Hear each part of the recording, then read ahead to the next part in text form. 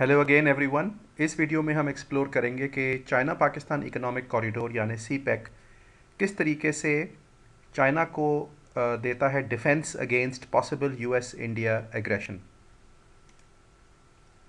तो सबसे पहले हमें यह समझना है कि ये चाइना और यूएस के बीच में राइवलरी है क्या।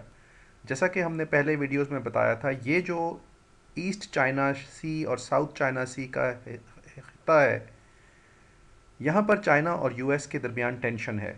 और इसकी एक टेंशन की बड़ी वजह पुरानी ताइवान को लेकर राइवलरी है, जहाँ पे ताइवान को चाइना क्लेम करता है जबकि यूएसए इसको सपोर्ट करता है और चाइना के ख़िलाफ़ इस्तेमाल करता है।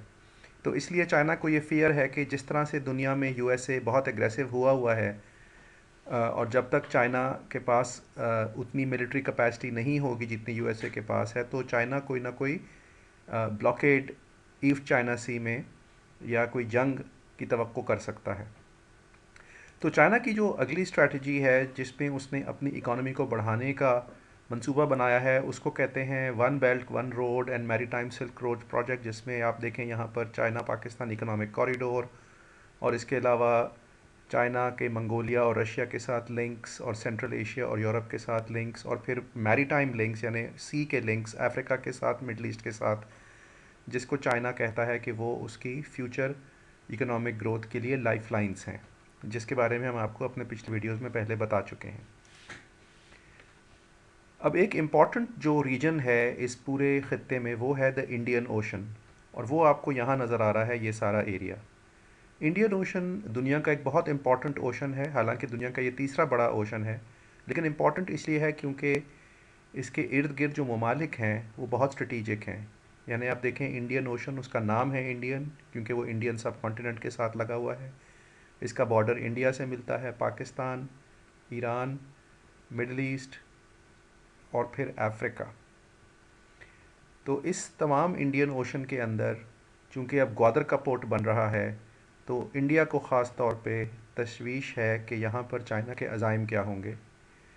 हमें ये भी देखना है कि इंडियन ओशन में बहुत सारे आइलैंड्स हैं, जिसमें से कुछ चाइना डेवलप कर रहा है, जहाँ पे पोर्ट्स चाइना डेवलप कर रहा है, और वो जिस पे पोर्ट्स इंडिया डेवलप कर रहा है। So for example Seychelles, Mauritius, Chabahar और एहावान के पोर्ट जो हैं वो इंडिया डेवलप कर रहा है, जबकि ग्वादर, जबूती, लामू, बागामोयो, मराव अटाल एट्सेट्रा और इवन कोलंबो जो कि श्रीलंका में है, इनको चाइना डेवलप कर रहा है। अब इसकी सिग्निफिकेंस देखते हैं।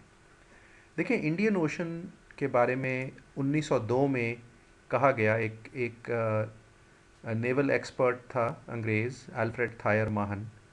उसने ये कहा कि whoever controls the Indian Ocean will dominate Asia, यानी जो इंडियन ओशन पर बर्तरी रखेगा, जो कि नेवल बर्तरी होगी, वो एशिया पर बर्तरी रखेगा।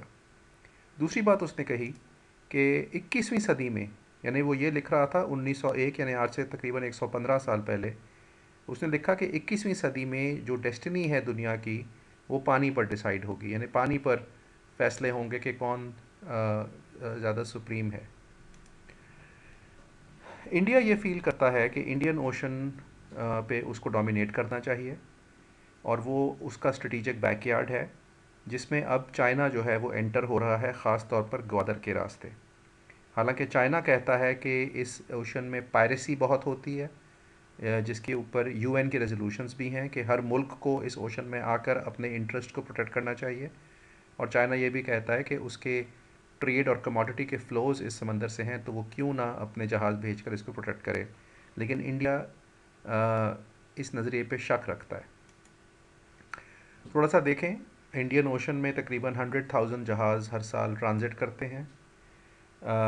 चीन कहता है कि उसके लिए ये पानी का पैसेज है, उसकी एनर्जी, कमोडिटीज़ और ट्रेड के लिए, जैसे हमने अपने पिछले वीडियोस में दिखाया। एक और कंसर्न जो चाइना शो करता है वो है US pivot to Asia. US pivot to Asia जो है वो प्रेसिडेंट ओबामा की स्ट्रैटेजी थी कि चाइना को हम ईस्ट चाइना सी के ज़रिए उस पर नज़र रखें, रिलेशन डेवलप करें, लेकिन चाइना यूएस के उस पोस्चर को शक से देखता है। फिर चाइना ने जो सिल्क रोड और मैरीटाइम सिल्क रोड बनाया है उसका भी ताल्लुक़ इंडियन ओशन से है, क्योंकि सारे रूट इसके आसपास हैं। इंडिया का इंटरेस्ट क्या है इंडियन ओशन में? अगेन वही जो चाइना की तरह इंडिया भी एनर्जी और कमोडिटीज़ इंपोर्ट करता है, जो कि उसकी ग्रोथ के लिए बहुत इम्पॉर्टेंट है। और फिर इंडिया ये समझता है कि उसको अपनी ओशन स्पेस को प्रोटेक्ट करना बहुत ज़रूरी है, जो कि इंडियन ओशन है।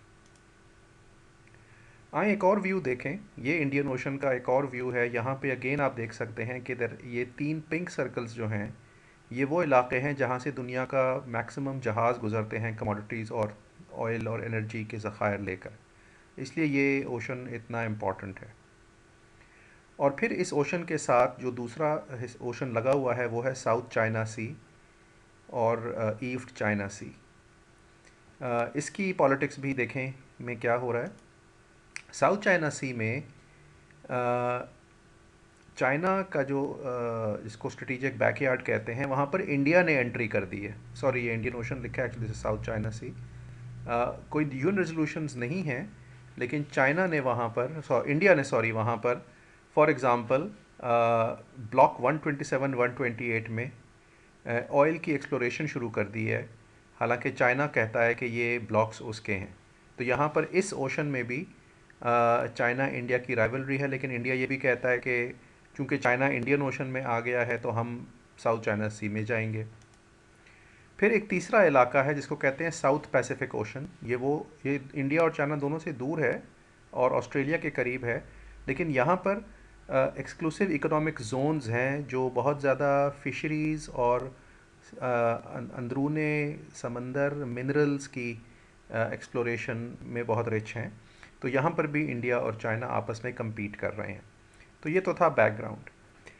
अगली बात ये जानना ज़रूरी है कि चाइना जो है वो इंडियन ओशन में सिर्फ ग्वादर पोर्ट नहीं बना रहा, बल्कि 12 और इन्वेस्टमेंट्स हैं इंडियन ओशन के अंदर। सो फॉर एग्ज़ाम्पल चिटागोंग में कंटेनर टर्मिनल बन रहा है, म्यांमार में क्रूड ऑयल टर्मिनल, श्रीलंका में हम्बनतोता पोर्ट बन रहा है, टांजानिया में बागामोयो पोर्ट बन रहा है, और ये लिस्ट बड़ी लंबी है, इसको आप देख सकते हैं। तो चीन ये कहता है कि उसके बहुत सारे इंटरेस्ट्स हैं और उसका जो इंडियन ओशन में इंटरेस्ट है वो इंडिया स्पेसिफिक नहीं है या पाकिस्तान स्पेसिफिक नहीं है। लेकिन हमें मालूम है कि दुनिया के बड़े बड़े ममालिक एक दूसरे को शक की नज़र से देखते हैं, और ये जो अल्फ्रेड माहन की जो एक डॉक्ट्रीन है कि अगर आपने दुनिया में बर्तरी हासिल करनी है तो आपको दूसरों की नेवीज़ को क्रश करना पड़ेगा, ये इंडियन स्ट्रेटजिस्ट्स या चाइनीज़ स्ट्रेटजिस्ट के जहनों पर कितना असरअंदाज करती है, ये जानना तो पॉसिबल नहीं है। लेकिन ये पॉसिबल ज़रूर है कि ये स्टेट्स के दरमियान जब शक की फ़िज़ा होती है, जो कि है आजकल बहुत ज़्यादा इंडिया चाइना के दरमियान, तो फिर इस किस्म की डॉक्ट्रिन्स जो हैं वो डोमिनेट करती हैं। तो पिछले महीने चाइना ने 8 अटैक सबमरीन्स जो हैं वो पाकिस्तान को भेजीं, और इस एक्शन से इंडिया की सोच में और ज़्यादा तशवीश पैदा हुई है कि असल में चाइना करना क्या चाहता है, ये टेंशन्स क्यों बढ़ा रहा है इंडियन ओशन में। चाइना और पाकिस्तान ये कहते हैं कि चूँकि इंडिया और पाकिस्तान के दरमियान राइवलरी है, कश्मीर का मसला रिज़ॉल्व नहीं हुआ है, इसलिए पाकिस्तान को अपना दिफ़ा करना ज़रूरी है, और चाइना समझता है कि पाकिस्तान का दिफ़ा करना चाइना के लिए ज़रूरी है, क्योंकि अब सी पैक जो है वो एक लाइफ लाइन की हैसियत इख्तियार कर गया है। तो इन तमाम टेंशन्स की वजह से इंडियन ओशन के अंदर जो डेवलपमेंट्स हो रही हैं वो बहुत इम्पॉर्टेंट हैं।